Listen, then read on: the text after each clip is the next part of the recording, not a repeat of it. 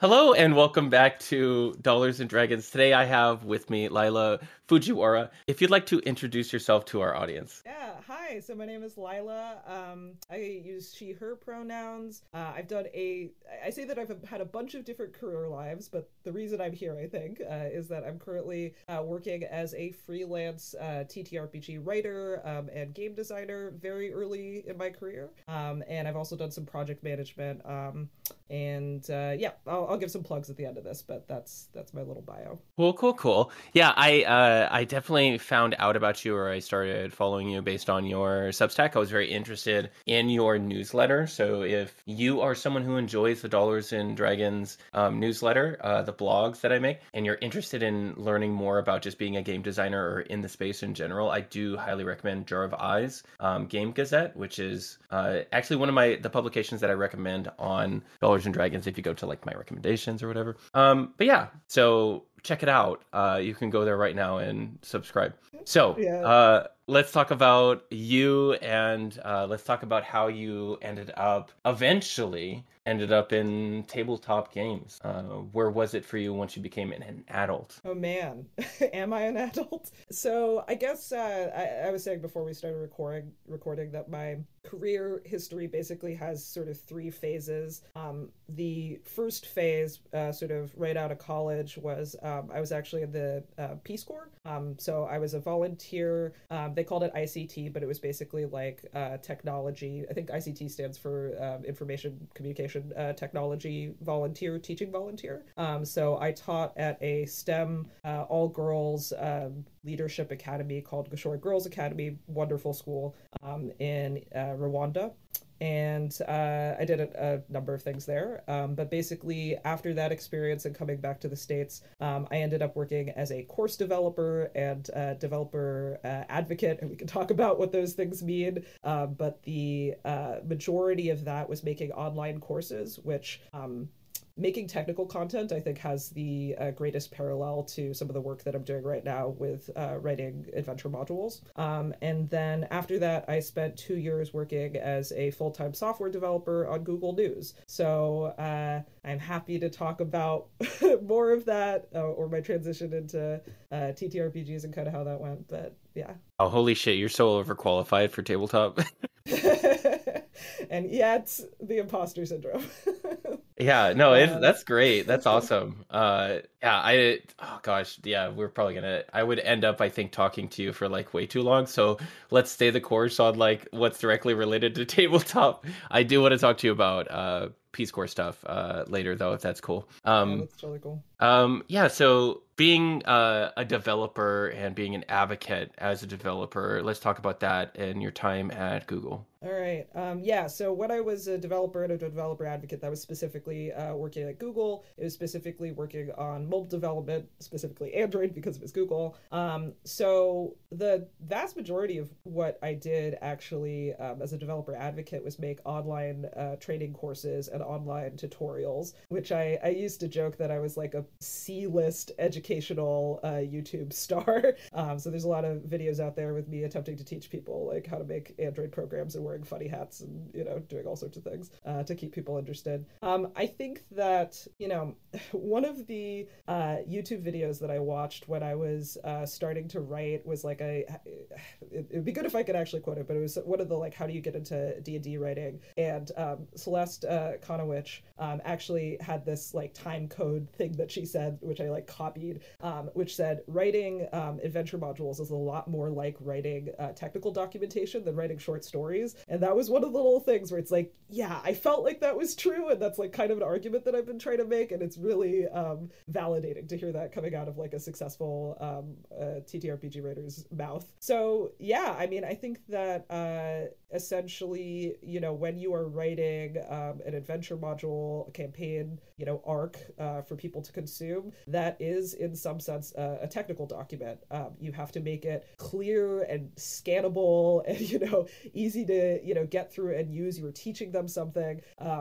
And then there's this other component where it has to be fun, which I would argue like teaching you also want to make it fun and engaging, but that's also like, you know, you have to tell a story. It has to be, you know, engaging in those ways. I can keep going if you want, or if you want to dig into that a little bit You more. have my rapt attention. I wonder, after you said that you used to make videos for Google, are you interested in doing a YouTube channel? Oh man, you see the thing about making videos like as part of a company or organization Right. is they have like a full video team that was doing it, and I Hmm. definitely like did creep a little bit on kind of like how the videos were getting made because in college Hmm. I actually made like a TV series and was, you know, interested in, you know, filming stuff and doing video production and things. But yeah, I do not have that whole skill set. You know, I think one of the things with TTRPGs is like everything sounds like so much fun. But I do think that there is a benefit to kind of try to focus and learn one thing. So, you know, Hmm. maybe, but at this point in time, I'm really trying to figure out how to, you know, write and publish really strong, concise adventures and be, you know, known as somebody that could do that. Amazing.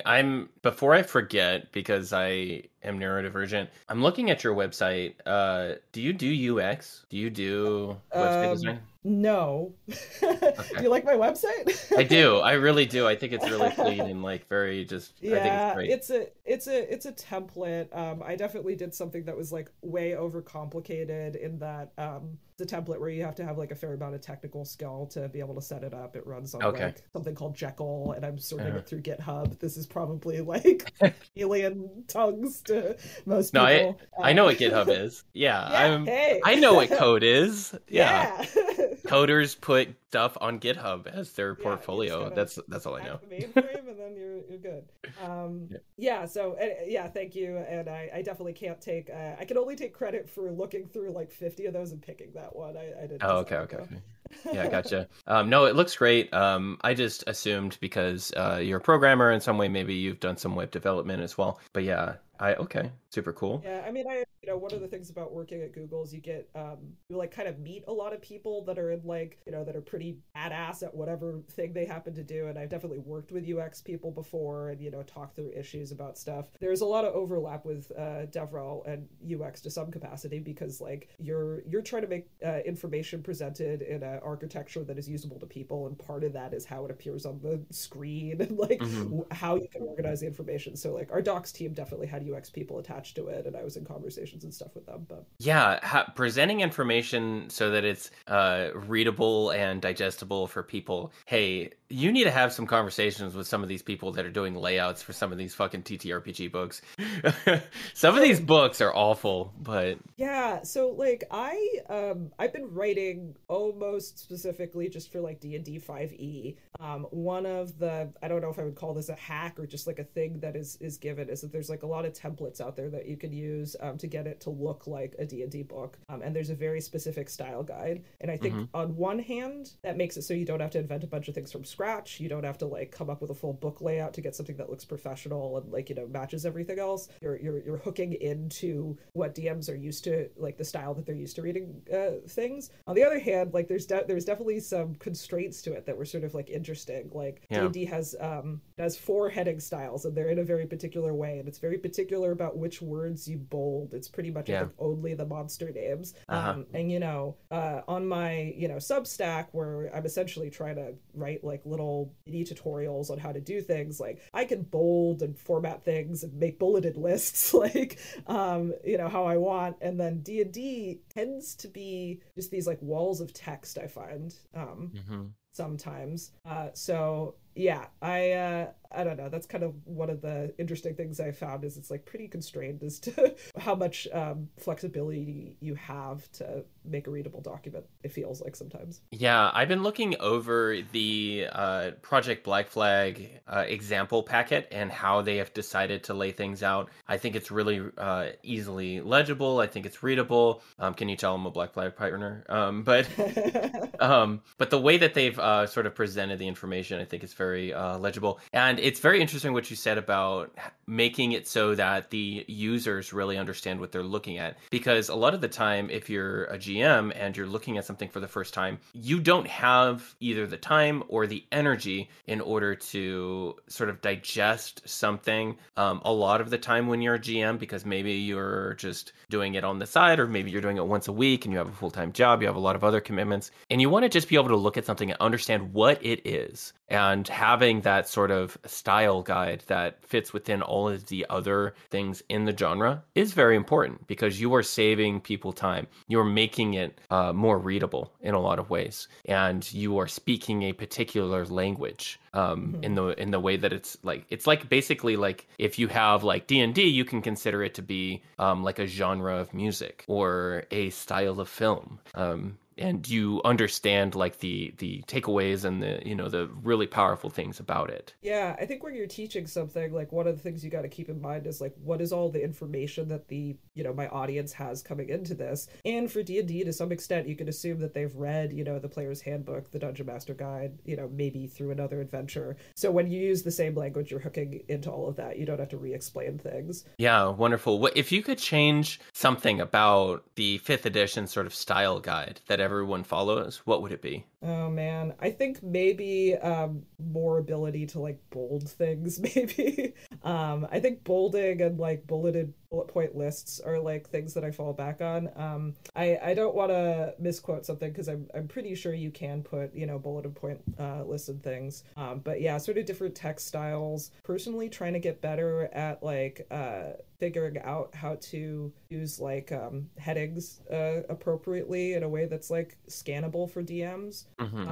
I actually don't run a huge amount from like written adventures. I do a lot of homebrew, which is, you know, probably why I want to be off writing my things. But as I have less time, I have been running stuff from like Wizards of the Coast books, notably the Radiant Citadel. I'm running a campaign for my family. And yeah, so I think there's like reading the adventure material beforehand or like right before you're about to run it. And then there's also like having the book open, you know, while you have four people staring at you, and how can you, you know, quickly find whatever it is that you need or the section that you need. Yeah, so I've been thinking about that. I don't know if I have any silver bullets, and I'm very interested in, you know, kind of if Project Black Flag is like thinking about usability and the kind of stuff that they're coming up with. Have you taken a look at the playtest packet? I have not.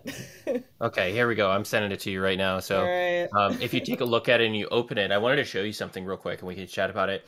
You know how like in D&D 5th edition, I would go to View, and then if you're on Adobe, right? Are you on Adobe? I've just got it open in Chrome. Okay, yeah. Either way, it'll work. As you're looking at like the page 2 to page 5, that's character creation. It's actually it's page 3 to 5. So it's it might be able to fit on just 2 pages. It's like 2.5, and then they have a final checklist. So if you think about that for where 5th edition was like in 2014, 2015 when they first developed it, pouring through 20 to 30 pages, and then you're checking all this other stuff, and stuff isn't very like concise. But the tabletop industry has really sort of evolved to make information a little more accessible to a lot of people, and then also easy to digest. And there are other games that I think really struggle to grow because it is not providing accessible, easy to use information. If you're trying to learn a new game, you don't want to have to figure out this Rubik's Cube of 40 pages of character creation. You want like a quick, easy, like step-by-step, like, hey, here's what I would like to do. And oh man, if you want to talk about stuff outside of the D&D, I'd be happy to. But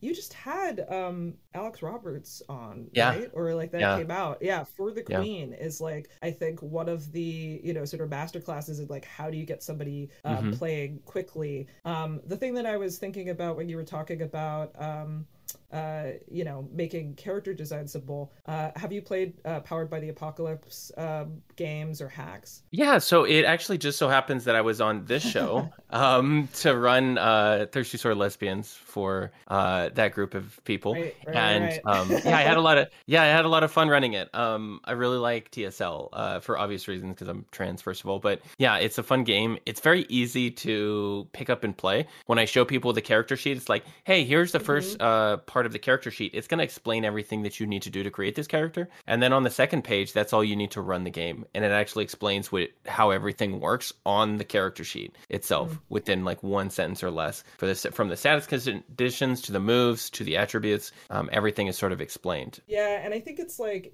you're basically filling out a form, and the options that you have are like very clear. And it's sort of interactive, I think, in a way that like picking up the player's handbook and filling out a 5e sheet, isn't, in that you're having to look up a bunch of information and then writing things down on the sheet. Whereas Powered by the Apocalypse really has like, okay, which checkbox do you want? Even with things about like what your name is or what your appearance is, that I definitely think those were pointed decisions that a game designer made about like how do we get people to making a compelling character quickly, but then also getting to playing quickly. So April did a great job, and all of the TSL contributors, of course. The character creation like flowchart, it's like just basically 2 pages, and it's just paragraphs. It's what step 1, step 2, step 3, and then here's how you develop your game, and then here's how you create all the strings between the party members before you start, and then you just play, and that's it.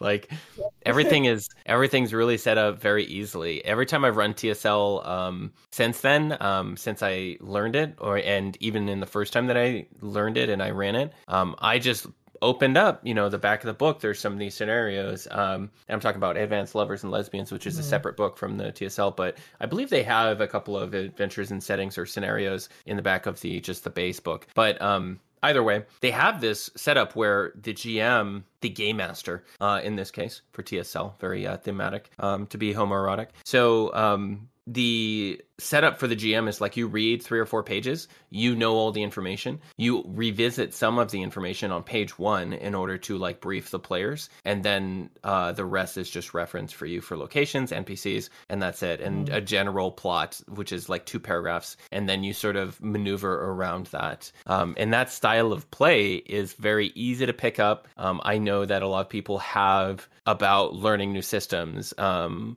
instance, Pathfinder, but that I would say if like you're learning like a system like Pathfinder, they did a really good job with the Foundry team to create a module that makes it super easy to learn. And in fact, I made a Twitter thread about this. The best $35 I spent last year as a GM was buying the beginner box for Foundry for Pathfinder. I literally downloaded it because I had some missing players, and I was like, okay, I still have 3 players we want to play. I downloaded the module. I paid for it. I downloaded it. I installed it. 10 minutes later, I was running Pathfinder 2 because everything was provided for me on screen. All the math was done. All the math was explained in the chat box, all the formulas and stuff. And people were just able to play and have fun. And, we had access to all the rules through the free website that they provide them. And we could just look stuff up if we didn't understand something. So it was... Was it designed sort of tutorial-esque where it's like, you start off doing a very simplistic thing and then you're like adding on. Yeah. They make sure that you're adding on. Yeah. So spoilers for the Pathfinder 2 beginner box. You enter a cellar to resolve the rats who have been eating all of the fish. Rats. And then you find that there's a hole that leads to a dark cave. And then within the dark cave, you find like a giant spider and like all these undead creatures. That's kind of like a side quest area. And then you run into these kobolds who are serving this other kobold, and there's like a green dragon wormling at the end of the adventure who's optional. You just really have to defeat the kobold who's like plotting to do evil things beneath the city. But yeah. Yeah, I think there's some really interesting, I mean, I imagine that this like product is doing it, but like some interesting things you can think about how do I make it so I don't have to read like 40 pages up front. Like it can still be 40 pages. In the first 5 pages, I'm going to do a thing, I'm going to learn that, and then I'm going to read the next 5 pages, I'm going to do a thing and learn that. Yeah, absolutely. Kind of like have things build up like a tutorial. Yeah, absolutely. And another thing that they do really well, I'm not sure, I don't know if this is unofficial or official, but there is like a quick start reference guide for combat, and it tells you every single common action that you can take within combat. And having stuff like that is just amazing. Yep. I know that I can't remember. I think it's Renegade. I don't remember who the current publisher for Vampire is. It's like switched a few times in the last few years. But they came out with like how to make a character, and it's like a 5-page PDF, and it helps you navigate that very difficult 5th edition vampire core book that's extremely difficult to like reference, because you can just go through and you just go step by step. Here are your options, step by step. And then there's one or two sentences about each ability choice when you're creating your character. And then after you get used to that, then you have a much easier time navigating the book. It's still not good, but you have a better time after that. And then, yeah, I think having those accessibility options is really important, especially when you're trying to grow your audience for a publisher, or if, for instance, like you're writing something, you're writing an adventure, or you're trying to get someone to, once they buy the product, you want them to play the product. And say, for instance, you write an adventure, you want them to play it, and then you want them to tell their friends about it after they run it. And you want those people to have such a good time because they understand the product and they can really enthusiastically play through it. Yeah, no, cheat sheets are great. So actually the first thing I published was a like completely original self-designed game. And one of the things that I made off the bat was like a couple of different very clearly trying to fit it on a single page, like cheat sheets for how to run it. Yeah, that's I can't stress enough. Like I'm on the accessibility train. Like coming from the military, which is entirely an ableist organization, to be quite honest, in so many different ways. The accessibility requirement, I think, for teaching people in this day and age when people's time is so constrained largely by the fact that there is so much out there. And then also, why should someone play your game? You need to convince people. And that's the reality of it. Like, if you catch someone's attention, you might have their attention only for a little while. So while you have their attention, you need to make sure that they understand what it is that they're going to buy, what it is they're going to play, and make it easy for them. Totally. So for you, being a developer for Android, how did that differ from your advocacy work at Google? They're two kind of parallel paths. I would say, so being a developer advocate was kind of the sweet spot between being a techie and being a teacher. Because, the what's the word I'm looking for? Like, the goal of that job is essentially teaching people how to do technical stuff. But, I was in meetings with developers a lot of the time, giving them feedback that I was hearing from the community about the APIs and the frameworks and, the code related stuff that they were making. I also, was a developer in that I was making sample apps for people to be able to see code and see how to build applications themselves, which is an interesting process of like, how do you make the simplest, a lot of the stuff we're talking about, how do you get somebody step by step, growing skills one step at a time through, making an Android app, as opposed to like learning a game, but, similar thing, you're trying to get them to learn something. Yeah. So, so there was a bunch of teaching components that were part of it, but it was all in the context of, doing technical stuff. And honestly, at least at Google, because I think developer advocates can mean different things in different places, basically everybody there had been a like senior Android engineer somewhere else, and they had been giving like talks at technical conferences kind of in their free time, or as like a little extra cupcake on top of what they were doing as senior Android engineers. And they went, hey, I actually like talking at conferences, talking about how people build apps, as maybe a little bit better than simply designing apps, and then they would switch over, which was like an interesting little thing for me because I came from a very different path than that, and definitely fed into some imposter syndrome that I had when I was a developer advocate, because I came from this very like designing online courses, which was like kind of a weird path to get into that role. And then being a full-time developer, I had one particular experience. It was working on the Google News app, which had existed for like 10 years, which is different than if you're doing what in software development they called like greenfield app design, where you're designing something from scratch. So I was working on, what you might call like a legacy app, or an app that had been around for a while, learning this giant code base, making new features, but also being responsible for, like dealing with bugs and compatibility issues and stuff. Yeah, I mean, we could get into, one of the biggest differences is like, when you're like in DevRel, a lot of the code that I was writing, like the purpose of it, like it was greenfield, quote unquote, and that it was like an app that I was building from scratch. It was this like most simple, beautiful, like pure expression of whatever the thing that I was trying to teach, without any extra cruft that would confuse people, versus like a app that's out in the world, all the cruft is there because you got to put the like 10 years of duct tape to like get the thing thing to work. It has to support, phones that, like Google News is everywhere when you open up an Android phone. So you might have somebody in, Bangladesh looking at Google News, and you also have somebody with like the newest Pixel gear, in the States looking at Google News. So you're just really serving a ginormous variety of customers. It has to work for all of them.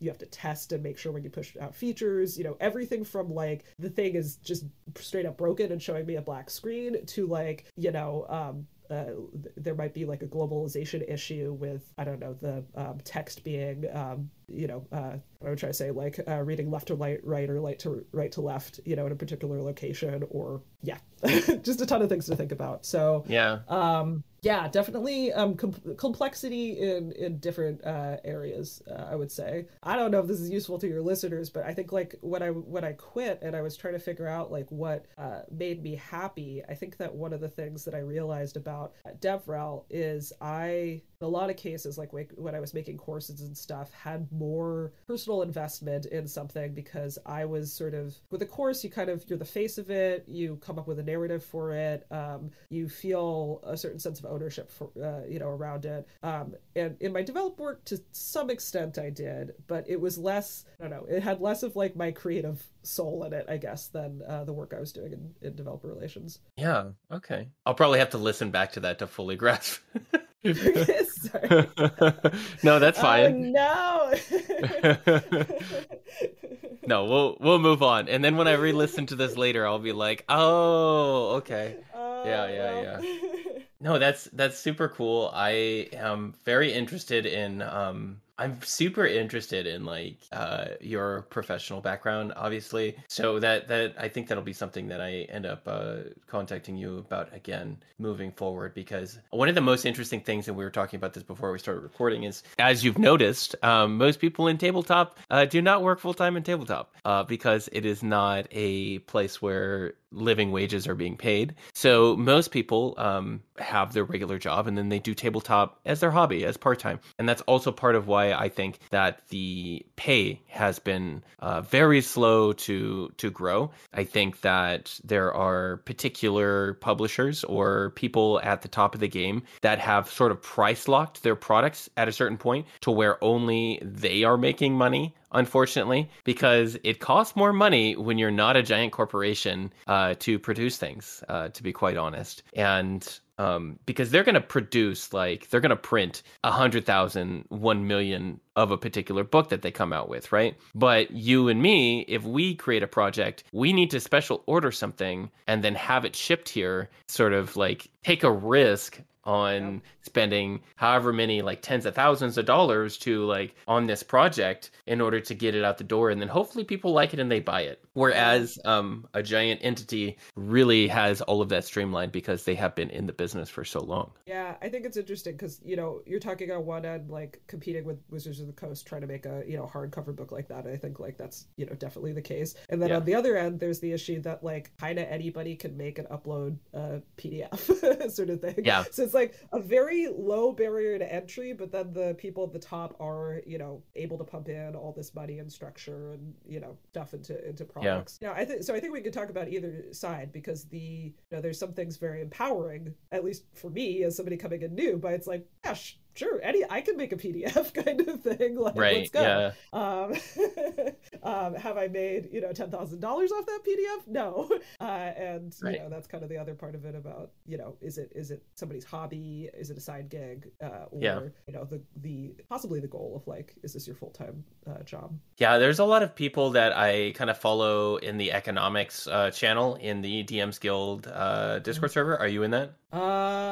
Man, I'm not sure. Is this so it's there was a tell me the full name of it. Also, DMs Guild Creative Lounge. Yeah, I am in that one.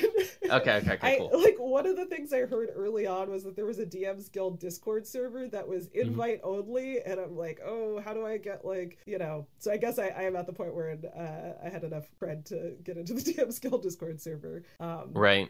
Yeah, I just asked someone that I knew was in it, and they invited me, and I was like, okay, yeah. And I had published nothing on DM's Guild. I just like the conversations there because I think it relates to Yeah. the sort of content that I produce, and I need to connect with people like that. And it's good for finding writers as well. If you need a writer, or you need an artist. You don't have a network already. Getting into things as an amateur, DM's Guild is a really good option for a number of reasons. First of all, you're just building a portfolio that people may or may not see, and it may gain traction in a way that you can't do because you don't have a platform. And it is very difficult to build a social platform. You sort of have to learn how to do it, first of all, and then you have to produce stuff that people want to see. So it's like a two-faced problem. It's like you have the marketing and like the actual, like, how do you make content for this platform? And then you have the how do I make content that's actually good once people see my content. Mm-hmm. So it's like it's a double edged problem that a lot of people like either struggle with one or the other, and there's just not a lot of good routes for people to pursue opportunities, I think, or they don't know where they are, more or less. But DM's Yeah. Guild, Creative Lounge, if you're writing adventures, or you're writing anything, you should get in there. And then I think that there are likewise communities for other publishing places like Drive Through RPG and so on and Mm-hmm. so forth. But So drive through RPG, you can get on that Discord without needing to know yeah, one of the things I find interesting, and I'm actually like curious where you met the person who let you, because it's the tiniest thing, but it is a barrier. Like if you yeah. are a literal nobody, like, and you don't have a Twitter presence, like I'm not Hmm. sure whether just like cold DMing, somebody that you think might be in the, because I was trying to figure out how to get in, and I looked at like a Reddit thread that was like, hey, can I get in? And I don't think the person was initially given an invite kind of thing. Yeah. So it's sort of one of those things that like I don't think it's like super hard, but like you do have to navigate. Which is if you want to talk about storytelling collective, I think that would like this could Yeah. be an interesting thing we could go into because that is Yeah. really like potentially level zero kind of thing if you have no Yeah. experience. Like that's sort of the place that I got started. A lot of people did. I cannot say enough great things about Storytelling Collective, but before we get on to Storytelling Collective, I do need to answer your question. So it was someone that I met through an actual play gig that I Mhm. hosted. So I was bringing people onto my platform and I was paying them to be performers on a show. And I met a few different people in the space who were creators, not all of which were actual play performers, but some of them like had video performances or they did other stuff that was adjacent to it. And that's how I initially got in touch with them. I had like looked them up, and I was kind of in the space and socials. And Twitter is a networking tool first and foremost. Mhm. It is 100% a networking tool. So if you're not on Twitter, I recommend you get on Twitter simply because it's easy to find people there and it's easy to see like where people like host their website, or if you want to look at someone's portfolio or something like that. That's what Twitter is for, really, for me at least. Mhm. I don't really cater my content on Twitter to appeal to a broader audience. I have a broad audience now, but my content on Twitter is really catered to creators. So, and that's Mhm. how I connect with a lot of people. But anyway, yeah, it was just someone that I met through an actual play. Can I say so? I agree. 100% Twitter's a networking tool, and also in that story, like I think the reason that got connected was essentially because you were creating a space, if that makes sense. Like you were creating a thing, and you were able to like kind of invite other people. Because I guess before, so I organized a collaborative project as like one of the Hmm. first things I did in the TTRPG space, and that is actually one of the things that really made a difference and got me connected to people. The first game I ever published, extremely satisfying, but that in and of itself didn't necessarily connect me to people, if that makes sense. So I Hmm. think that one of the things that I'm doing on my Substack is actually trying to go through the steps of how you would organize a collaborative project, because I Hmm. think it is sort of like the networking in that story that you just gave was not just simply being on Twitter, it was like making a place where you could meet and work with people, if that makes Yeah. sense, which is kind of the same at like I am incredibly awkward and I am like, Twitter scares me.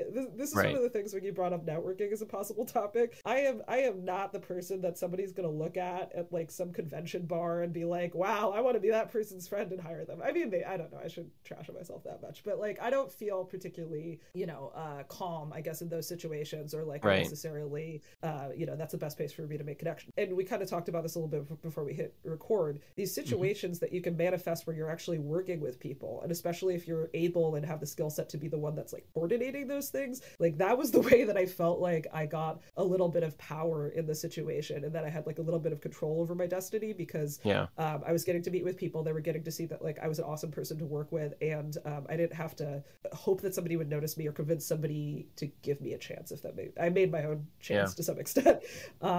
Yeah, that's 100% it. And it's called like the curse of knowledge, right? Like when you get to a certain place, like in your career, and you advance far enough to where, like, when I say something like, hey, yeah, I just reached out to these people, and like, they looked at my body of work, or like they interacted with me a particular way. I still, if you go back into like my personal history, like I have over a decade of leadership experience. I was a recruiter for a while. I have like all of these inherent skills that I kind of take for granted a lot of the time. But really it came down to me just cold emailing people and saying, I really enjoy your work. And it was like, it was a YouTuber, a writer, designer, and another writer, designer. And I was like, I really want to work with you on this project that I'm doing. I'm going to do X, Y, and Z for it. Here's what the pay is. Here's what the parameters of it is. And then this is what I would like from you. And then if you are interested, we can get together and we can do this. And then I did it. And I don't have a huge YouTube presence. This was back when I was like still thinking about like being a full-time YouTuber, but I think I'm less interested in that now. I'm much more interested in podcasting. But yeah, and like people to this day actually still, it's one of my most popular videos on my channel, because there's nothing out there like it for that product. It's actually an actual play of a DM Skilled product that whenever it goes on sale, I get a spike in views because people look for it and they're like, hey, what is it like to play this? But yeah, that's how I met those people. Yeah, and I also think I think there's a difference between, because cold emailing could mean you cold email somebody and say, hey, can you give me a job? I guess I don't know if I've ever done that. But in your case, cold emailing, yeah. I mean, I think that there are some stories where people just, I wouldn't say that. I don't know. Like that kind of stresses me out. I will say that's actually how I got my job with that Bronze girl. That was kind of a cold email. I had been in a meeting with Bronze about something else prior to that, because we were arranging the actual play for One Night Strahd. And the initial email was about that. And then after I had been sort of arranging that, and Bronze had agreed, but we were like working with difficult timetables, because that was around the time that she was doing or preparing to do the Dimension 20 thing that she was doing. So we were trying to align that. And of course, I didn't know any of that. It was just like, Bronze is always busy. So, and then I, started to work for her at some point, but it really started with like me being in a meeting, like, hey, we are interested in having you do this gig. What are your rates for this? Are you interested in this? This is what we'd like to do. And then here's the terms of the deal. And let us know if you are interested. And then I followed up with Bronze because she was like so busy she didn't respond right away, but I followed up after a week or two. I can't remember how long it had been, and she was like, yeah, I'm really interested. I'm just like between conventions right now. It was December, PAX U was going on, and all this different stuff. So at that point, it sort of opened up the door for me in that way. And then I got permission from my contractor boss, essentially, Jake, who was the creator of the One Night Strahd thing. And I was like, hey, if it's cool with you all, I wasn't their employee, but I wanted to clear it with them. Can I reach out to Bronze and ask for a job? Because I would really like to continue to work with Bronze. And I would like to, be in that space. And like, it looks like she is doing a lot of stuff and may need a hand in order to continue producing the amount of stuff that she's producing. And that's how I ended up, I just emailed her at the right time. That's all it was. I emailed her, I'm not looking to be your friend. I made that very clear because I was someone who watched her on Twitch for like a year prior to emailing her. But I was like a loosely a member of her community. Like I was a subscriber and all that stuff. Yeah, I was like, I'm not trying to be your friend. Here's what I can offer. And then I gave her a list of all my organization and my networking, my sales skills, and and here's what I could do potentially if like you need me to just do some basic editing and like do some YouTube content management and stuff like that. And then she was like, yeah, I was actually looking for someone to do all that. So I was basically like an assistant for a while. But yeah, that's how I got my first gig. And in that respect, honestly, besides the fact that she paid me really well, she was wonderful to work for, and she's so fucking smart. I was learning shit from Bronze like every single time I interacted with her. So it was a wonderful experience for me. But it's one of those things where if you're looking for a gig, you need to come to the table with something. Because it's not just like, hey, I have a heart of gold or I have a lot of motivation. Like that person doesn't know you. So like you need to come to the table with something. And for the same reason, when you're reaching out and you're trying to create projects, I always believe that if you're trying to create a project, you need to find someone that has a strong possibility of being interested in your project in the first place. And that based on like their body of work. And then you need to come to the table with, what do I think that they might be interested to be incentivized with? Like whether it's like, hey, a livable wage for the amount of work being done. Obviously, you're not going to be able to support someone's full wage. An amount of pay that is commensurate with the amount of work being done, right? So that's the number one thing that most people can do. If you can, or you're in a position, and I know this is difficult for a lot of people, so I'm not speaking to my entire audience, but if you can work and save a little bit of money just for your project, that's going to make a world of difference in making things happen for you, because then you can approach someone with like, hey, I've got like a budget of $300 to $500. What does that mean to you? Like if you're coming into this project to work with me, and how much work does that translate to you? And then you're actually talking like real shit. Like you're talking about, we're going to get something done here, because then you have a tangible thing that you two can create together. And then there is no feelings of like, I'm being taken advantage of, or this didn't turn out according to expectations. And you're actually meeting people where they like feel respected for their work. And that makes all the difference, honestly. Gosh, there's like 5 million different things that I wanted to say, because yeah, I agree with all I'm that. sorry. I think that no, you're so good. Like to that last point about like showing up with like the financials figured out. Yeah, so I've been writing this like mini series within my mini series about project management for TTRPGs, about like the place of money in this whole conversation. And I've been thinking a lot about like, what does adding money to the conversation do, even if it's not like a huge amount of money that you're talking about. And it conveys this level of seriousness about what you were attempting to do that is different than if there's no money involved, which kind of comes off as like a, hey, let's just be like cool creator buddies and like make a dream together, versus if you start going over to the like, here's a royalty split, here's very clarity about that, it sets a different tone for the project, about seriousness. And then also sort of the things that you were saying about some of the people who've been around the block a few times, or who haven't been around the block a few times, like they might be a little bit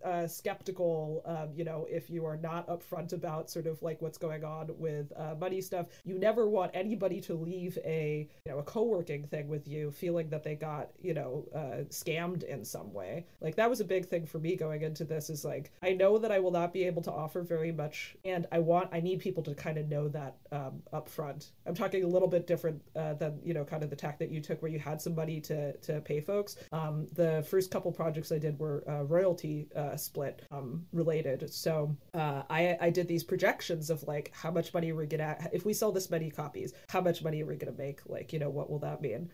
My most recent project, Out of Luck, which is a sort of heist adventure set in this Japan analog called Umizu. I did a very small royalty split with the person who did my cover, and they had my friend Mahitabel, and they had like commission rates for how much their covers made. So I made like some calculations about how many copies we'd have to sell to like get close to their commission rate. And it was like, I'm very happy, because I think that I'm actually going to be able to pay them their commission rate for a full page colored comic, which is essentially what they did for me. But there were some versions of the world where that wasn't the case. So anyways, I'm babbling, but I think that coming to the table, knowing what you're doing money wise, is an important thing if you're starting to talk about collaboration. That's a beautiful cover, by the way. I'm taking a look at it right now.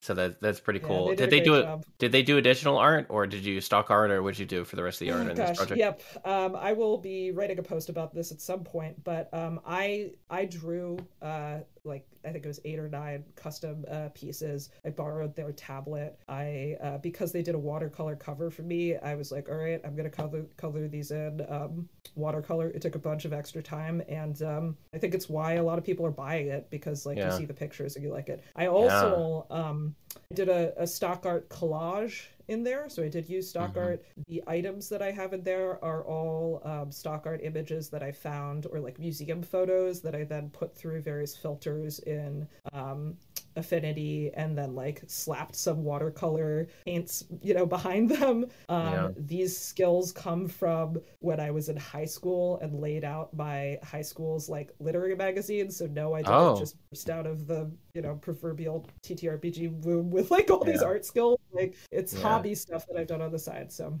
Yeah. yeah, I'm lucky. There's like some stuff that people who haven't had, the experiences that I've had can copy. And then there's other stuff that was like, drawing, not professionally at all, but as a hobby for many years. That's so cool. I'm taking a look at the preview where you're talking about some of the interior art, and yeah, it looks fucking great. I'm really impressed with like the style that you held to with the vision of the project, and like you continued it in the way that you did. And this is a really professional product. This looks amazing. So I think more people should buy it. Yeah, I'm gonna include a link here for sure. Yeah, Let me thank copy you. that link. Yeah, Yeah, and there was a it moment looks like it's where worth the $5 for sure. Yeah, this looks yeah, cool. I think, part of my like anxiety was like trying to make a product that I felt proud about slapping a $5 price tag on, which I'm not sure is fully, that's hard to think about, because again, you're competing against like Wizards of the Coast potentially, who spent like so much more money Yeah. than you. So and I still think that people should get paid even if they can't, so it's hard. Yeah, it's definitely difficult. I ran into this sort of conversation with some people who had produced this massive, and I don't know if they're okay with me talking about it, so I'll just be like kind of vague. They produced this massive product for DM's Guild, and they were charging only $20-$25 for it. I'm just like you have, okay, let's review the amount of content you have in Mhm. here. You have twice the amount of content that you would find in a Wizards of the Coast publication, this thick, and you can't see on the camera, but like it was twice the size of a Wizards of the Coast book, and you're charging half the price, and the art is fantastic, the writing is immaculate, Mhm. everything is amazing about this. You need to charge more, and Mhm. I think that is the honest truth for most people, especially Mhm. creators really struggle with justifying the cost of their labor. Mhm. And I have this conversation with GMs all the time. Like, I'm used to just doing this for free. And I'm like, well, do you Mhm. want to make money? Well, then it doesn't make sense for you to charge the minimum wage line. If you do all the math, like factoring in how many hours you're going to spend doing this, how much is your overhead cost? Like, how many, like, what is the actual, like, wage that you want to earn? And a lot of Mhm. people when they start out, they're like $5 to $15 a seat. And I'm like, okay, so you're gonna work for 6 hours and you're gonna Mhm. make $20. Does that make sense to you? It Mhm. doesn't. So you should charge more. Yeah, and I mean, like, yeah, I just released like a week ago. I think I released like a money pep talk, which like gets into a bunch of this kind of stuff. But yeah, I definitely think no, if somebody is interested in your product, they are probably gonna buy it. If that Hmm. makes sense. I mean, especially Yeah. in the price range that I'm targeting for like a 20-page product. Like, if Hmm. they're interested in your product, they will probably spend $5 on it, and I'm not sure that it being $3 is gonna make like more Right. people buy it. And if you're gonna try to do an experiment with that, you might as well make it $5 to start with and say that you're getting like a 40% off or whatever it is, and then that'll look even better, kind of thing. So and this situation you're talking about with like a ginormous book, that's like, was that the first thing that they had ever published? It's like On DM's Guild, yeah. because I think other ways to go about this are, can you chop this product up into smaller products that then you get an audience Right. for and sell, in smaller amounts. Like, I definitely think, to each their own, but like, I think it is wiser to start with definitely smaller products and price them in the like, $5 to $10 range, depending on what Hmm. you're trying to do. That's the smart thing. However, I'm running a massive Kickstarter, so I am not. Oh, but I mean, you are like, I don't know. I'm so hyped for you. I was listening to the Vineyard AMA, and I'm like, man, this sounds so cool. Like, you have a very ambitious thing that you're trying to do, but you're doing things right. It sounds like you're getting people involved in the project who have run Kickstarters before. You're getting all these awesome writers on it, and then just like the ideas that people were talking about were really cool.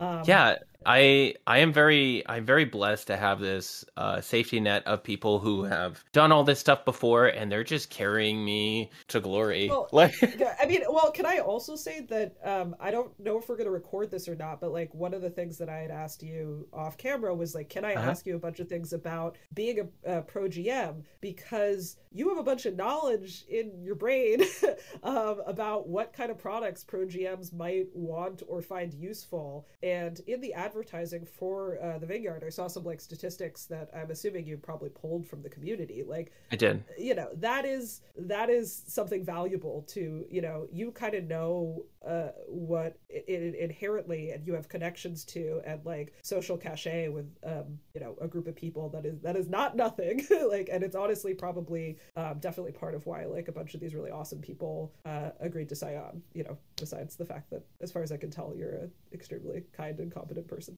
Don't let me fool you.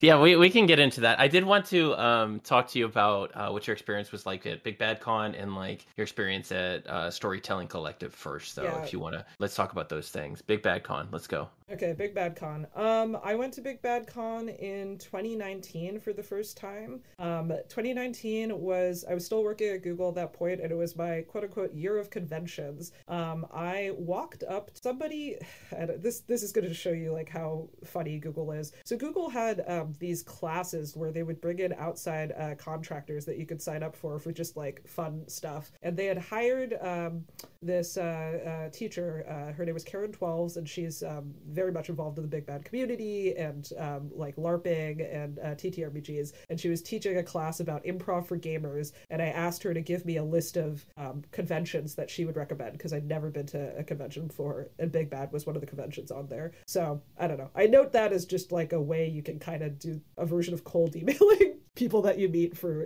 information, because then I knew about this kind of random little convention that I might have not known about otherwise, and I ended up there in 2019. I freaking loved it. Big Bad Con has a very like weird, you know, everybody's welcome, like weird little indie story games vibe to it, or at least that was my experience in 2019. I played a game called, I was looking it up yesterday, I think it's called Merkurgur, set in Southeast Asia. Like I don't think I'd ever played a game that was written outside of the States before that experience. I played a game called The Zone, which was a play test that has now kickstarted to like hundreds of thousands of dollars, I'm pretty sure.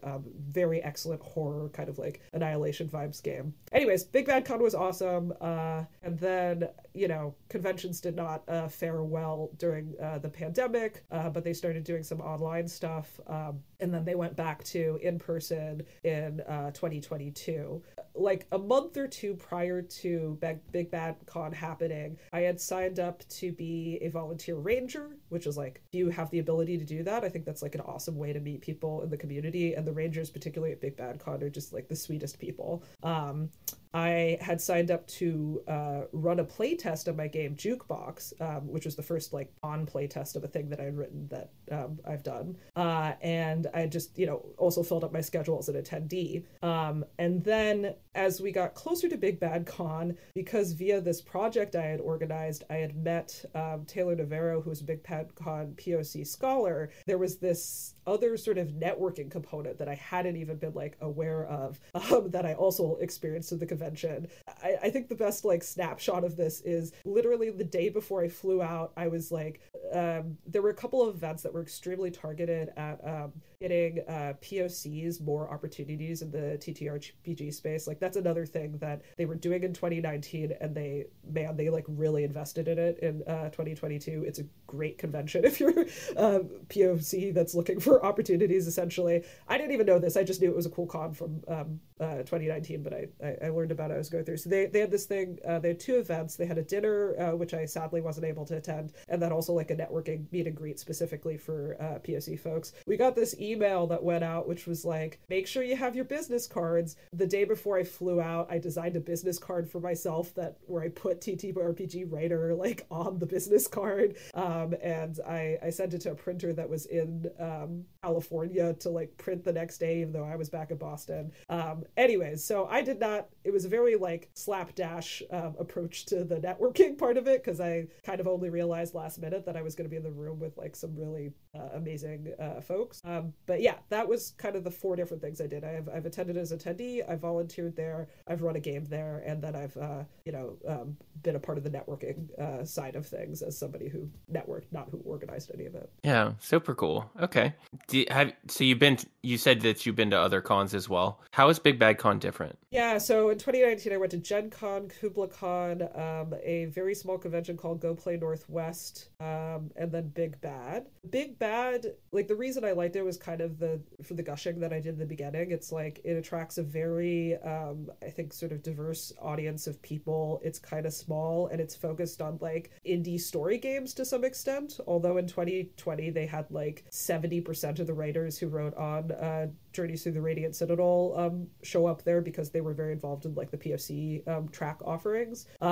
So yeah, I mean, Gen Con was massive and huge, but it just didn't have the same sort of audience. I don't think that it's like 2 things. I don't know if there's like that many conventions out there that are just kind of focused on like, where there will be games of thirsty sword lesbians as like a major offering. Right. Like I don't even know if Big Bad Con has like Adventuring League or Pathfinder, which are kind of, if you go to like TTRPG conventions, like usually their main offering is you can go there and like play Adventurers League or the Pathfinder equivalent to that. Like Big Bad Con is like people play testing their like weird little games or their like niche like Nordic LARPs or whatever. Mm-hmm. Maybe that's not for everyone. I freaking love that kind of stuff. I think it improves me as a game designer to play it and to like a lot of times meet the people who are making those games. The Go Play Northwest though also, which I think is in your neighborhood. Like, are you in Seattle? I don't know if this is.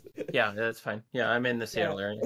That was another awesome con. It definitely had like, I think it was smaller and it had less money than Big Bad Con. Like it took place in a single large room in like a university building kind of thing. But that was also like people playing sort of similar kinds of games and things. And the other thing about Big Bad Con is just like the POC track that they really put their money where their mouth is in ways that like I worked at Google, and like Google will organize women's events and like do things for POC or whatever, but just like the actual like willingness to put up work and money that like the organizers of Big Bad Con shown was like very inspiring, and you can tell that from the POCs that attended and like what they say about the con. Yeah, absolutely. What has your experience been like for Storytelling Collective? Yeah, okay, so taking a step back, Storytelling Collective is basically it's online courses, sort of like what I was used to making for like a programming concept, but for getting into writing. They started off, I think they were originally like the RPG Writer Workshop, so their initial offerings were focused on writing D&D adventures, essentially. And Ashley Warren, who you said you had the podcast and probably did a better pitch for her thing than I'm going to do right now, has done an amazing job of like actually creating courseware that is a pathway to start writing on DM's Guild and how to make like quality products and to start thinking about it. So in terms of TTRPG writing, and they haven't announced these classes again for 2023. I certainly hope that they will do more of them. They have an offering called Create Your First Encounter and then Write Your First Adventure. Create Your First Encounter is, I think it's like $20, or at least that's how much it was before. And you end up creating a 1-page, just like usually 1 scene D&D encounter over the course of a month. And you kind of go through this very fast little like mini loop of creating a single piece of content for D&D. And then they take all of those together and they put it into like a compendium of encounters, and they put it up on the guild for you. And they even give you like a royalty split, which is not going to cover even the cost of like, not a lot of people buy the thing, but it's cool to see, your stuff up and published. And I just think it is such a smart way to like allow people who still have like a full-time job and are fairly busy to like dip their toe in the water, and I just really recommend it if it's even something that you're like vaguely considering as like the lowest possible barrier. If you have write your first, sorry. I was just gonna say we stand Ashley Warren on this podcast, so Mm-hmm. that's perfectly okay. Yeah, I'm probably gonna put your podcast next to Ashley Warren's when it comes out. Let me check my schedule. And I guess I should also say that I am a 2023 Storytelling Collective Creative Laureate. So besides already Yeah. being very biased, I am now officially biased by having like a title attached to it. Right. So then you have Write Your First Adventure, which is also an amazing course. It takes place also over the course of a month, but instead you are writing I think they suggest a 5,000 word adventure. I think for people who are extremely organized or have some free time or kind of know what they want going into it, that is also an amazing offering. Certainly if you're trying to build up a portfolio, having a full fledged adventure is like something you're going to need definitely at some point. And I also want to put out there that like when I was working a full-time job, I struggled to finish that, and there were many reasons for that. Like I definitely bit off more than I could chew, but I think it's a great course. And also if you're working a full-time job while you do it and you don't end up finishing, don't beat yourself up about it. I'm pretty sure that even like people who eventually transitioned out of jobs and into TTRPG careers like mentioned that they didn't finish it by the 1 month deadline. So Yeah, definitely. It's good to just have that structure though, and like have some reinforcement. You're being managed and you can just be an employee, because that's what a lot of us have sort of been trained by in this capitalist hellscape, is to like meet deadlines, or at least try to meet deadlines, or like know that you owe this work that needs to be done eventually to like a certain specification. And learning how to do things to specification is such an important part of fitting in the workplace in tabletop, where most of what gets you gigs or gets you more work is your reputation based around, do you show up on time? Do you do the work that's assigned? Are you good to work with? And that's those three things control like you getting future gigs. Once you break in and like people understand that you're good to work with, then all of these other gigs appear for you, because you have this reputation of being good to work with and you deliver on time and all this other stuff. So having that structure given to you by Storytelling Collective, I think, is so important when you're just starting out. And you can, if you want, take more time. It's not a bad thing, but at the same time, it's probably important for you to understand, like, how would this work if I was doing this for bongo bucks, or I was doing this for actually being paid? Yeah, I think Encounters is good, even though it's shorter, because I think a lot of people will be like, yeah, I can write 5,000 words in a month, and you just don't realize that if you're doing. So I think that it's okay to start with something. Like it's better to start with something small and complete it than to do something like overly ambitious. Like that's another thing you got to learn, is like how much you can actually do and not overcommitting and not burning out. So that's just why I think if you're a working professional considering starting with Encounters, because you can always then do the full adventure course. But yeah, no, definitely want to echo that. Like my mentors have driven into my head, like show up on time, get stuff done on time, and then do some stuff to spec. Show up on time, get stuff done on time. That's kind of, you got to figure that out yourself as to how, to do that. I'm sure there's tons of resources, but like write to spec, that is some of the stuff in these courses that they're going to like uncover for you what that means, and some of the knowledge that you should have coming into the industry, where you can pick that up by looking at random Twitter threads and like blog posts or whatever, but part of paying the like 20 to, maybe $30 or $40 for the course is it is all outlined for you. You make sure that you don't miss any of it, and you get the deadlines there too, and a community. That's actually the other thing that I wanted to highlight. So you get invited to their Discord server if you take a course, and you do the class with other people. And I mean, essentially, like I'll be writing about it on my newsletter, but like that's how I found my first collaborators was that community, and being very like analytical, I guess, about who I reached out to.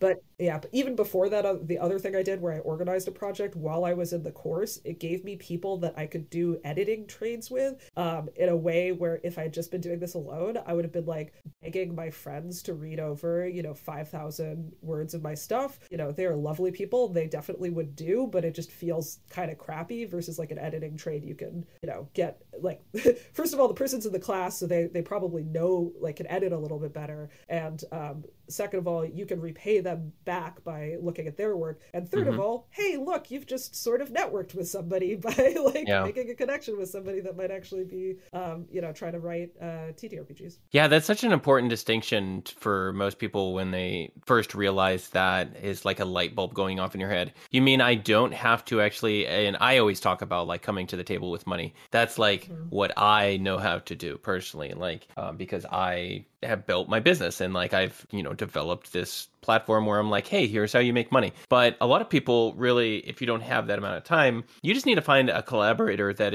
has a like skill set that you need and is going to complement each other. And then when you collaborate together, then that's how you build those real connections. And like, not everybody is going to be able to afford to go one-to-one with you when you're first starting out, getting paid and stuff like that. So really, it becomes this trade where you're conducting mutual aid and you are helping each other succeed because you are helping each other with your products. And that's how you build teams that are going to last you a long time when you're in these, like, when you're in like the Storytelling Collective or somewhere else, or like in the DM Skill Creative Lounge, where you are connecting with other people who are at your level and are going to help you succeed over a long period of time. Everyone likes to like look up instead of looking at where they're at right now. If you don't have a portfolio, well, you just need to get with other people who don't have a portfolio or who has maybe one or two things on their portfolio.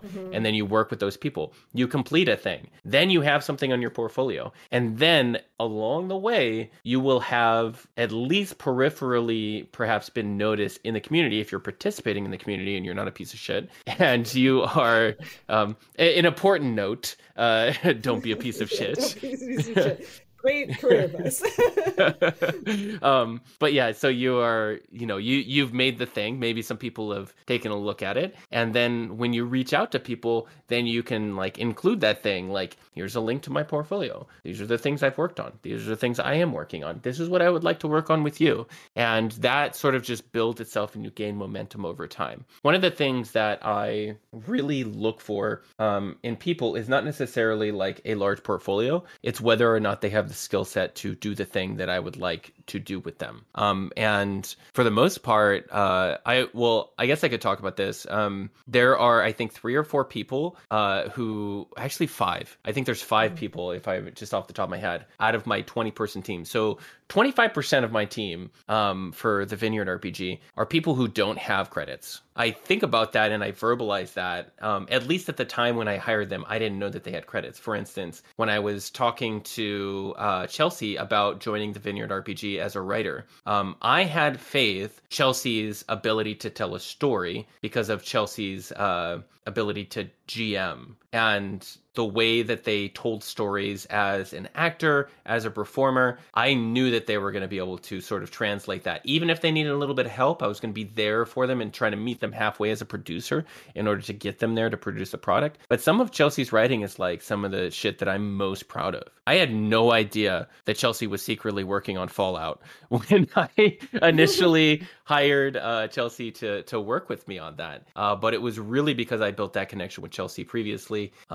in the actual play scene and in their production work for Kobold Press. So like these connections that you initially make with these other people in your peer group are so important in order to like you build a crew essentially, that's the mean, build your crew. But yeah. Okay, so there is one thing which I've been meaning to write a blog post out about for a while, and I feel like it's like the one smart thing I did when I was organizing my collaboration is It is very much copyable by pretty much anyone, I think. Which is, so if you want to do kind of the stuff that you're describing and you don't already have a bunch of friends who are into TPRPGs and you're very new, what I did was I took the Write Your First Encounter course. When you take the Write Your First Encounter course, you have a cohort of about, it was like 80 people in mine that also took the Write Your First Encounter course. I mean, hopefully this is okay to say. So you get the compendium when you're finished of other people's work, and they published 2 compendiums actually in my cohort. And I actually emailed Storytelling Collective and was like, hey, I'm trying to organize a group project. Can you send me the other compendium? And they were super sweet, and they did. Hopefully that's not a bad thing to say, but anyways, so I had 2 compendiums with 80 one-page encounters. And I went through every single one of them, and I basically acted as if these were 80 people who were applying to work on a project with me, because I knew I wanted to run something, and I knew that the fact that these people had taken this course probably implied some interest in like writing for TTRPGs, at the very least as a hobby, and possibly getting into it professionally. Then I took the people whose one-page encounters I like, and I did a little bit of like looking into who they were, out in the world kind of thing. And I'm like, all right, I have the 6 people that I would really like to work with, and now I'm going to do the thing that you were kind of talking about, which is cold emailing them, but not cold emailing them. You are asking for something, but you are offering something, because in my case I was offering them a project, and they've all taken this course, like they probably want an area to be able to do their writing. And I didn't know how this was gonna go. I will sort of type up and share the way that I went about it when I get to that in my newsletter. But I reached out to 6 people, and out of the 6 people, 5 of them said yes. And like I had my crew then. I had like a second round of people that I was going to reach out to, because I didn't expect people would say yes to essentially nobody that didn't have a portfolio kind of thing. But and that is the project that eventually ended up with me getting professional like mentorship in the TTRPG space. Like there were a couple other steps in there, but that's like that got my foot in the door, I guess. So and I think one of the other things was sending out that initial email was kind of the thing that you were talking about, which is knowing how to present yourself if you don't have a particularly large portfolio. So all of that rambling off I did in the beginning about how like technical writing is sort of similar to adventure design. Like I had a bullet pointed list of like the skills that I thought I brought from other parts of my life. I put in there that I had done layout before, and I had like I included my own adventure or my own encounter that I had written, so that they could look over it and also be like, yep, this is a person who's writing and layout sensibilities like I agree with. Okay, so that's my hack that I think literally, if you have $20 to sign up for the write your first encounter course, you kind of need the time and the energy or whatever to like go through all this stuff. Like you could do, and you can find a group of people, I think. And I am going step by step into more detail about my whole experience doing that. But honestly, I think that's like probably the biggest obvious thing that I did. Dare I say, the best $20 I spent in 2021 the Storytelling Collective course that I bought. It's a lot of good shit, and I even like and I'm obviously new to tabletop, but like even like for me looking over the project management course that they have, and like going from start to finish on a project, and like these are all things that are available on Storytelling Collective, and it is so amazing that it's sort of like democratized so much of the process, where it used to be like kind of held in this ivory tower, like ivory tower gaming, like in 3rd edition, where if you didn't build the correct way, then you were going to be way outpaced by everybody else in the party and be useless. But the same principle there, where the Ashley and her team now have really created an economy where people are able to participate and understand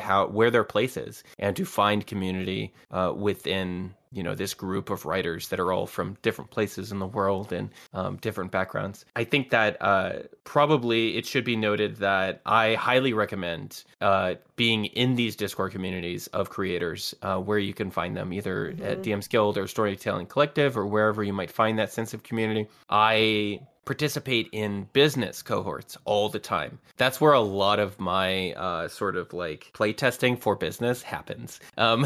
So when I am developing stuff for my business, I am sort of talking about it with other people who are also content creators, or who are also entrepreneurs in different fields, and getting this common thread of like what's going to work, what's not going to work, and what do you recommend based on your experience is very important. That's why I pay money for those cohorts. That's why I attend these different things. And the money I spend probably on personal development for that, it's probably like $100 a month or so, maybe a little bit less, based on like the various cohorts that I'm a part of. But like that barrier to entry, because it's like $20, I mean, if you've got the $20, it's going to put you way far ahead, which is, the unfortunate truth of our capitalist society. You can definitely invest in yourself and see great results. And I think Storytelling Collective is one of those things that you can The definitely do. the business cohorts that you're talking about, is that through other courses that Storytelling Collective is running or some other platform? Yeah, so I haven't been for like the last 3 months because I just haven't had time to keep up with it. But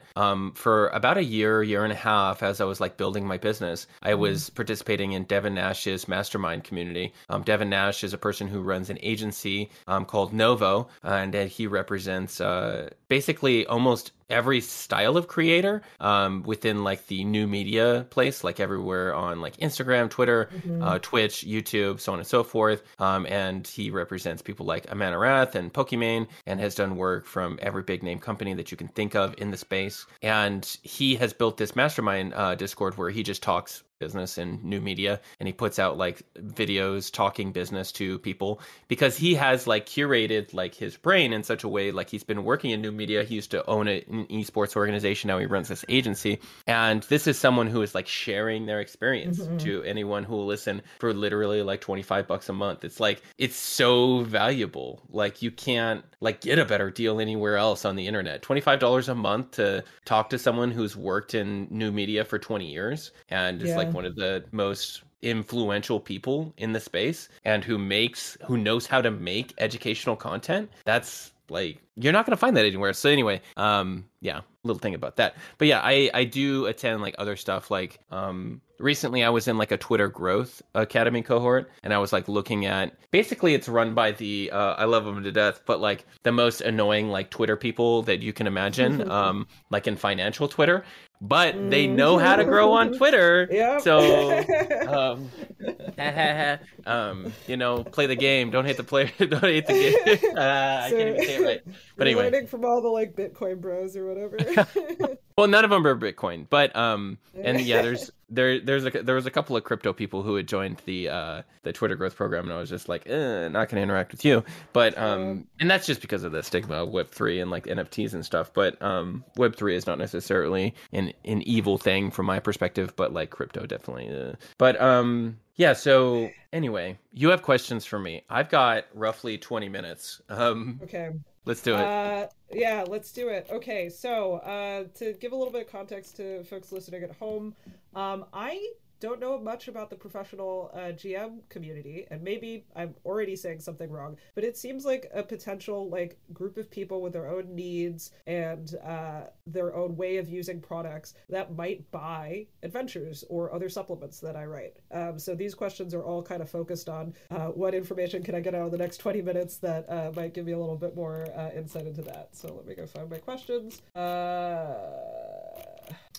Are there non-obvious, and I know with the curse of knowledge it's hard to tell what's obvious versus not obvious, differences between DMing as a pro GM as compared to running a game for your friends? And then I'm specifically interested in this, like in terms of how you use something like an adventuring module. Like, you know, for example, if I pick up an adventuring module, I'm probably going to run it once for my friends.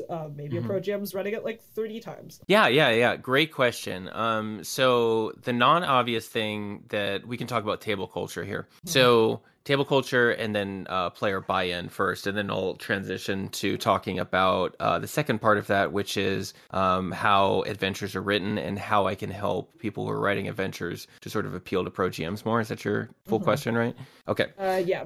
Yeah, so table culture is different than non-paid games because people are invested to be there and they know their money's worth. So whatever that means to them, like some people who pay $5 to play in a game are the biggest dicks you'll ever meet. But what I found is actually once you cross the median of like the average price for a table, which is $19 as of the time of this recording in March 2023, and it'll probably be more as, you know, inflation rises. But once you go to the right of the median, once you go to the right of the average price, players are actually much nicer and less demanding, to be quite honest. And maybe part of that is like, as you progress up the pay scale, maybe you are just getting better, and so that you're meeting people's expectations. But at the same time, I feel like people who pay $30, $40 to sit down and play a game, they are in a privileged position, I should say, to be able to pay for that in the first place. If they feel like they're not getting their money's worth, they're not going to yell at you. They're not going to cry about it. They're not going to complain because they don't need to. They can just go somewhere else. So for professional games, once you get past the sort of median,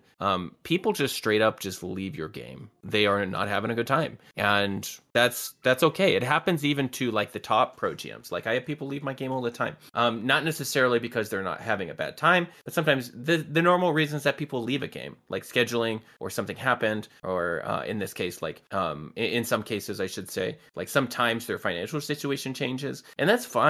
And it's something you have to deal with. So I would say that for professional games, you have a little bit more of that expectation that you're gonna have attrition. Because when attrition happens for a home game, like you stop the game. Like the game's over. The campaign normally assumes, in the way that they're written, that you have the same people at the table when you started the campaign as when you ended it, which is not the case for professional games. So if you're going to make adventures, segue, to appeal to pro GMs, you really need to orient your adventure hooks. You need adventure hooks if you're writing an adventure. You need to provide something that is very viable for a pro GM to insert new players into the party with as little fuss as possible. So for me, and I'll give you this example for like Curse of Strahd, right? I run a ton of Curse of Strahd. I'm like kind of winding down with that, but I think I've run it like from end to end. I'm like coming up on like my third closing one, but by the end of the year, I'll probably have run it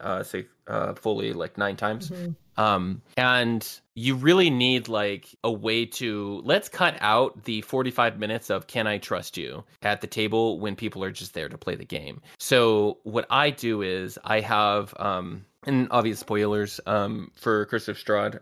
It's 8 years old or whatever. But so Van Richten, so it's a fem version of that in my game. Rictavia, she just drops off monster hunters. So after the first 15 sessions or so, or you make Rictavia probably around session 8 to 10 once you're in Vallaki. Rictavia provides you with new joins to your party, and they just drop them off. It's like, hey, I got some new monster hunters for you, and then that's it. And that's a hack. That's like a hack you made to make it right. workable in the context that you're doing it. All right, awesome. Yeah. I'm just going to keep going because I got 10 or 11 of these guys. Okay, so sort of the opposite of that last part, is there anything that makes, besides what you just talked about, an adventure particularly like hard to use as a pro GM? And feel free to say, I can't think of anything.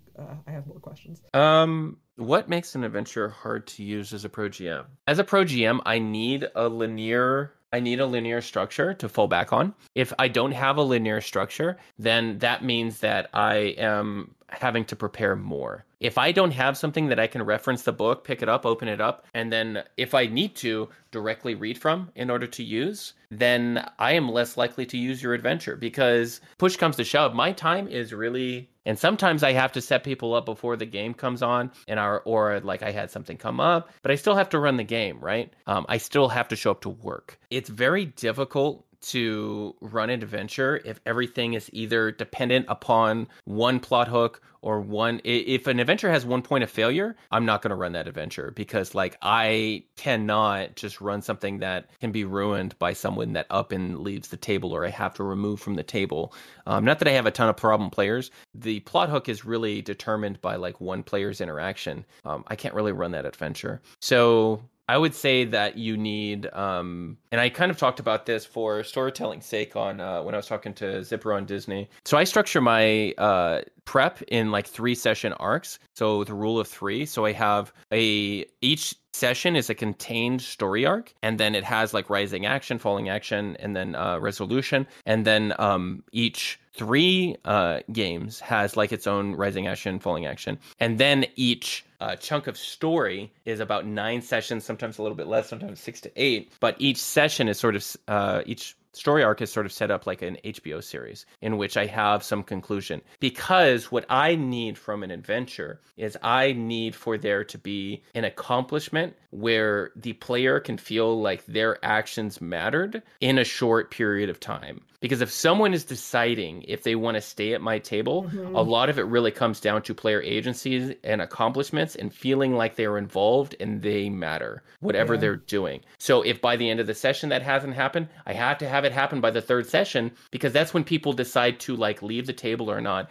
is Or by the keep third. paying. Yeah, Yep. exactly. By the third session. But if we get to the end of the second month and they still haven't had a payoff, then I've got a real problem because then I've got a player who, when something else comes up in their life, they are much more likely to not rearrange their schedule for my game because they don't have to be here because they don't feel like they're directly involved in what's happening. So I have to, by the second month mark, really have a huge impactful thing that that player has had a shared experience with this Mm-hmm. table. And when you have people joining in the middle of a campaign and you're trying to integrate them, that's why I also break them up into the rule of three. So 3 sessions and then the 9 sessions, so that when they join a party that has all of these shared experiences and inside jokes or whatever, they can still join and within 3 sessions feel like they're one of the crew. Oh, that's awesome. All right.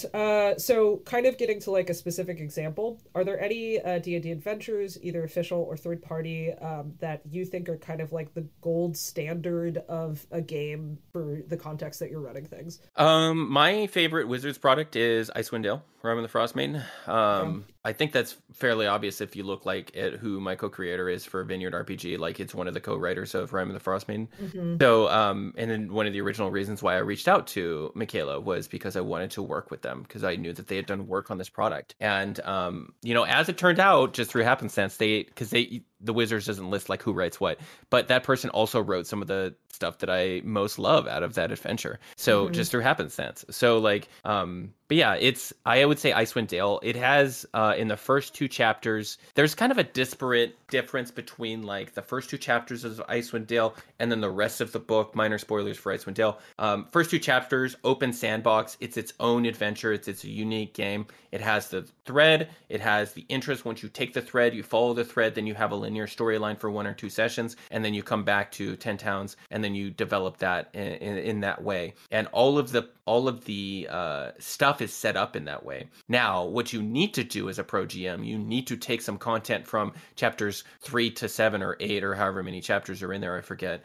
And you need to put that in the first 2 chapters as sort of like, hey, here's a little story hook here and there. Here's a little bit of Mm-hmm. information that'll like kind of seed this. Foreshadowing. Yeah, Yeah. you need a foreshadow, you need to seed stuff. Or you need to like alter it in such a way to allow the players to feel like they have some agency or participation, because the rest of the book is set up in kind of a linear story fashion, which is okay, which is great, I think, in a lot of instances where you're like, you want, at that point, many tables want to feel like they are reaching the conclusion of a story. But I think one of the things that was missed in the publishing or the somewhere in that book, I think that team did a great job of like integrating everything. Unfortunately, there's not enough threads that connect from the end of the book to the beginning of the book. Mm-hmm. So if you're going to change one thing about it, that's what I would change. But I think it's overall the strongest product that Wizards has put out. So the same question, but not like adventure books, just like supplements that are out there. They're particular like monster manual supplements or NPCs or other things I might not even know about that you use a lot as a pro GM, or something that doesn't exist that somebody could write for you. Are you offering? I would say that the Kobold Press books on like world Mm-hmm. building, game design, I would say that those are probably some of the best products out there, the how-tos. I've Mm-hmm. really enjoyed reading those because they have so many different people from both the game industry and just media in general coming in to help write advice. I would say probably the best product out there, Tal'Dorei Reborn. That is my favorite product. I love it. It is great to read. It's fun to read, first of all. And then secondly, it has great stuff in it. The art is immaculate. The layout's great. The editing is really well done in the layout. The writing's really great, of course. And there's so much in here as a GM that I can just like look up a location, right? And someone has like some sort of connective tissue to like Amman or something. And I just look up Amman and I read the however many paragraphs they put for Amman. And then from there, I just write that down. I put it in my prep notes and then I sit there for a minute. Wouldn't it be cool if? And then after I think that, then I have what the session is going to be. That this book works amazing. So if you don't have Tal'Dorei Reborn campaign setting from Darrington Press, I highly recommend that. That's probably my favorite product. Are you using it in like with a like Call of the Netherdeep or something like a yeah. So I'm running 3 Exandria adventures right now. One of which is a Call of the Netherdeep, but they've kind of like, so they got lost in Jorhas and they just fucked around in the desert before Bazazan, and it got to the point where literally they would just like, and this is so weird to talk about, but like I'll talk about it briefly. And I love that table. It's my Thursday night table. I'm actually seeing them later today. Love y'all. But yeah, they for a while, and I've had this conversation with them after they left the initial part of the adventure, and they were just in the desert. Like they would show up, and then our gossip time was getting out of control too. So we would have like an hour of gossip time before we even start playing. But they would just bullshit as their characters in the middle of the fucking desert. Like, hey, we made camp, and then they like at one point I gave them like an evil talking sword that they were talking to, and like that was the main plot line for like 5 fucking sessions, is where they were talking about the sword, talking to them. And like then they would also like, they were just doing like queer stuff like in the middle of the desert. I think it was 15 sessions where it took them 15 to 20 sessions to get from Jigao to Bazazan, which is normally, as it's written, like a 3-session thing, like maybe 4 sessions. But they had it. I love that table. But like we're on session 37 right now. We're not even like a third of the way through the book. Like they finished Bazazan and they've kind of fucked off and they want to do their own thing now. They went into Betrayer's Rise and now they're going to Gordranes. They met Varen Thalis, who has like a romantic thing with one of the characters. So they are going to Gordranes and they're just going to hang out with Hot Boy, and there's going to be some politics that go on in Gordranes, and it's going to be a homebrew after this. Eventually, maybe I'll put them back on the Netherdeep path. But they got their ass beat by the rival party and had their evil sword taken from them, which was a Lolth vestige of Divergence, and that'll come back to haunt them, I'm sure. But man. for the time being, they're going to get delved into the politics of Gordranes. Yeah, I'm fascinated by like what you do on a pro GM table when you go off script. I think that's like less related to the questions I want to get through, but it is a fascinating thing to think about. Okay, so are you playtesting or working with other pro GMs to get feedback about the vineyard? Yeah. And if so, any hot tips about how you are organizing that? Yeah, so organizing that, I'm not really. It's not organized. It's just me just being like, hey, do y'all want to play this? Cool. I'll give it to you for free. Great. Thanks. And then also once in a while, because I have this community built on my platform, poll them and I ask them, and then I show them stuff for the vineyard and be like, hey, what are your thoughts about this? And then normally they're just like, hey, it's great. So I think I need to step outside of my own community to get some valid, little more valid feedback. I appreciate everybody like yes-anding me and going, yes, queen. I need some like feedback from people who don't love me. You know what I mean? So I get out of the echo chamber a little bit. Yeah.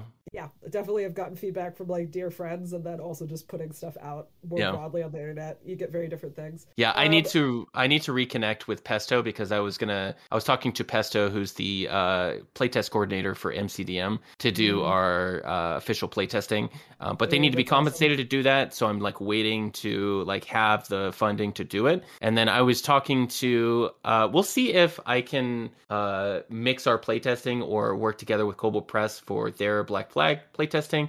I will be running Black Flag tables at Gen Con for them as part of their playtest. I'm curious to see if they are willing to do that, some sort of integration with the vineyard. We'll see. I don't know if they will. We're partners with them, but like at the same time, they have to sell books too. So I'm just gonna keep asking questions, but if you need to wrap up, you just let me know. Okay. Okay, so I am curious if you're seeing traction for other systems outside of D&D in the Pro GM community, especially if there might be a dearth of content for them. I feel like listening to your other stuff, I've heard a little bit about what's going on with Black Flag. I'm actually interested if there's like Blades of the Dark, or maybe, you know, a huge desire for Thirsty Sword Lesbian, you know, one-shot adventures or something. Right. Yeah. So, one thing to keep in mind for introducing people to new systems is that it's really difficult, in the pro GM scene anyway, because you're asking for money. And one of the things that is the biggest barriers for people to try something out is whether or not they're familiar with it, or they trust its basic, like, am I going to have fun doing this? I'm paying money to have fun. Is this going to actually be fun? So having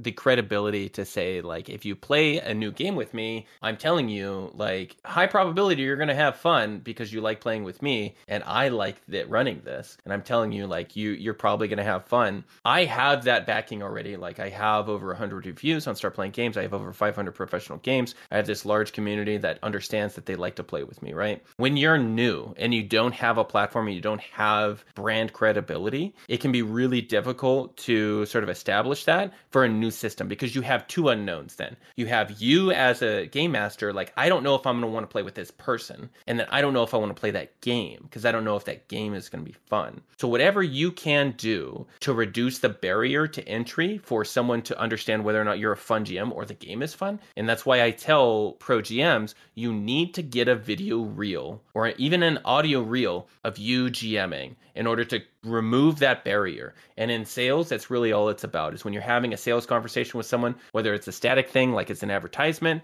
or like it's your listing on the Start Playing Games, you need to remove the barrier of what would prevent someone from buying your product or your service in this case, right? And the barrier is, am I going to have fun? Am I going to enjoy this? So that is why you cater your advertisement specifically to the audience you're looking for who will enjoy the game. And then you're also demonstrating with proof of product, is what it's called, through a video or through an audio source. This is what it's like to play with me. And that is going to remove so many different things that are going to prevent people from playing with you. I tell you all that to further emphasize, people do not try new systems because they are afraid of wasted time. So if you can reinforce it's a good thing for them to take a chance on you by providing proof of product and speaking directly to them in your advertisement, then you're going to have more people joining your game when it's a different system other than D&D. I would say that it is difficult even for me sometimes to fill games that are not D&D. And I'm kind of seeing that. So I have seen success with like Vampire. I have seen success with Alien. I have seen success with Thirsty Sword Lesbians. But these things don't just happen overnight, unfortunately. And if you're trying to run indie games as a pro GM, it can be very difficult. So that is why you sort of need to create everything from high level, like artistically speaking about this indie game and why it's important. Nobody cares about that. Are they going to have fun? You need to convey that. Yeah, this kind of gets into like one of the things that I'm sort of worried about, which we didn't touch upon, which is like, because I think I've seen you say stuff, which is basically like, you should be running Curse of Straw because people are going to recognize that, and that kind of like leads into they know that they will have fun. And then you have me sitting over here that wants to write my own thing that's not attached to maybe any Wizards of the Coast IP or whatever, or a market for that. Like, are pro GMs running things that are not Wizards of the Coast books? And yes. If so, like, what are they buying? How are they finding out about it? I think right now, after the OGL controversy, it was 70-30 on D&D and then everything else. So it used to be 90-10. So the market is way different now in the wake of like OGL. And there's a huge opportunity for a lot of people who are pro GMs at this point. It'll probably be May when this comes out. But there's a huge opportunity for people to slowly like build up your brand as someone who runs like indie games or something else, if you want to run Blades in the Dark or something like that. The problem that you're going to run into, though, is advertising and credibility and these things that are moving back to. And you can run anything that you want to run. I think for transparency on like what the Start Playing Games numbers are, I believe Devin has said like it's half and half for homebrew or like campaigns that are modules that are prepared. So like there is a huge market for it. Whether or not that market is there for the higher price points, I wouldn't really be able to tell you with like any amount of like sort of certainty. I think it's difficult to articulate that sort of thing.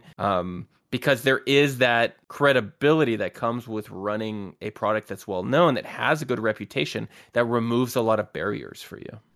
I mean, one of the things that I think is interesting, though, is, and I'm not personally familiar with this, but you're running like a gender bent cursive Strahd. Was that a resource that you wrote or homebrewed, or was that something you got somewhere else? No, so Beth the Bard wrote it. It's a DM's Guild product. It's a bestseller. Okay. It'll have a second edition here soon. I am a contributor for it, so hopefully Beth doesn't throw away what I contributed.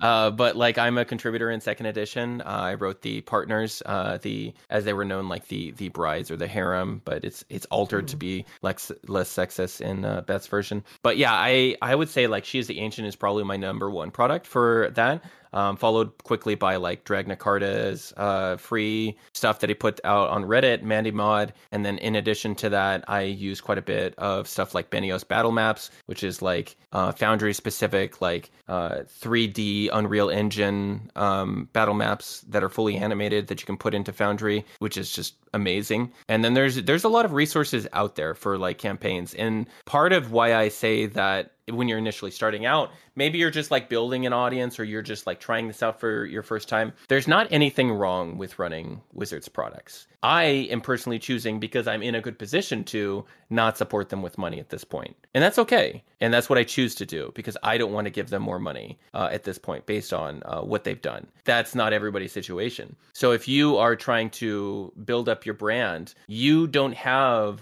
the privilege that I have in a lot of ways where I can take a hard stance like that. Like I can just cancel my D&D Beyond subscription and it doesn't mean anything for the amount of money that I make. Because like people who are in my community now and are committed have been committed because they're still here after I started my business over a year ago. So I think that's also important to consider and just verbalize is I have said these things and maybe at some point Wizards will win me back or something. But and I love the studio team. I really like to see a lot of the individuals who I really admire and respect, who have recently, within the past couple of years, kind of been hired into it. And like a lot of other creators, the bad blood between me and Wizards is not between anybody who makes the products. It's between other people in Hasbro. It's like, it's just one of those things where I think it's a give and take no matter what you do. You're going to have to work a lot harder to be successful if you want something that is not even considered by 70% of the market. All right, so let's say that I make a product like an adventure. Where would I is there anywhere that I would, not obvious that I would advertise it, where pro GMs might be looking more? Where do they find out about products? Again, I'm kind of looking at this through the lens of like, I'm not going to write a Wizards book yet, right? anytime soon. But you wouldn't say no if they emailed you, right? Yeah. So yeah, I don't think anybody's in that position really. And there's nothing wrong with writing for Wizards. They're paying you to do a job. Of course you're going to do the job. Like it's work, we live in a capitalist hellscape. There's nothing wrong with that. So yeah. But so where do most pro GMs look for stuff? Word of mouth. Word of mouth and like permeating the SPG community, the Start Playing Games community is probably one of the best ways you can do it because pro GMs talk to each other. Pro GMs in my community especially talk to each other like all the time. And there's all these little pockets outside of my community within Start Playing Games where people like recommend things to each other. And I wouldn't even have on my radar like the Dungeon Dudes Dreckenheim setting if I didn't have a pro GM in my ear every single week telling me about his Dreckenheim campaign and how awesome it is. So yeah, it's one of those things where grassroots marketing is more powerful, especially when you're starting out, because you want to, if you can afford it, just give a few copies to some pro GMs if you can afford it, and then get their feedback and see if, they're interested in, telling their friends about it, essentially. And just writing a review on something and like putting in there, I was given this as a courtesy copy right at the top of their review, and then it's ethical, right? So I think it's one of those things where if you are looking for a way to sort of break into the pro GM community with your products, you gotta make stuff that they want, and getting that feedback from them and providing that to them is either playtesters or as a free product or something, or a sample or something. I think that's probably the best way. Just look at like some of the top GMs, look at what they're running, send them an inquiry if they've got like their socials listed. I don't recommend that you use the platform on Start Playing Games to like query them for work or anything like that, because that's not what the platform is for, and it's actually against site rules. But if like they have their socials listed, you go in there and you just hit them up if they've got an email listed. Okay, yeah, I think that's super interesting because I've done playtesting. Actually, playtesters are some of my like biggest people who will be like, yeah, this is really cool. But I haven't specifically targeted pro GMs, but that makes total sense. Like they are connected to other GMs who might eventually buy the product. So yeah, no, that's super cool. Let me see if there's anything else here. I've got time for one more. Okay, so I'm a little bit curious just talking about these connections with like pro GMs and then people and just any other parts of the TTRT. Have you seen anything interesting happening, like a connection maybe with a particular creator that's, you know, done something with pro GMs, or like streamer pro GM kind of cross collaboration? I'm just kind of curious if there's anything that you want to shout out as kind of like a cool collaboration that's happened. The publishers and sort of the platforms that are now starting to get in touch with Start Playing Games as a community that's increasing in frequency. And if you're getting started on systems other than Wizards products, that is happening regularly. Like I received a free copy of Pirate Borg to run that for their SPG event, and they directed their community through their newsletter that they had built, their community, to Start Playing Games. And like they said, hey, be a part of this event, and then people who wanted it would just sort games by that event and then play Pirate Borg right when it came out. So like having yourself in that position to where you are receiving these new products as a courtesy and then running them for eager players from different communities is a great way to break into it. Sometimes your games don't fill. Maybe you are just not as established as a GM. Maybe you run on the side. I think it's difficult to fill games in general if you don't have reviews, you don't have games run, and you're just, you have that unknown factor like we were talking about. But once you get a little bit of momentum, those events are really huge for like when you're just past the entry level and you're like still in the beginner level and the intermediate level with your business, in order to get more exposure and everything like that. And really, it's exposed me to more products that I really love, like Pirate Borg. I love Pirate Borg. The naval combat in it is so fucking cool. The book itself is really fucking cool. You know, I'll probably buy a physical copy of the book at some point just because it's beautiful and I love it and it's just like a piece of art. So yeah, I would say the collabs.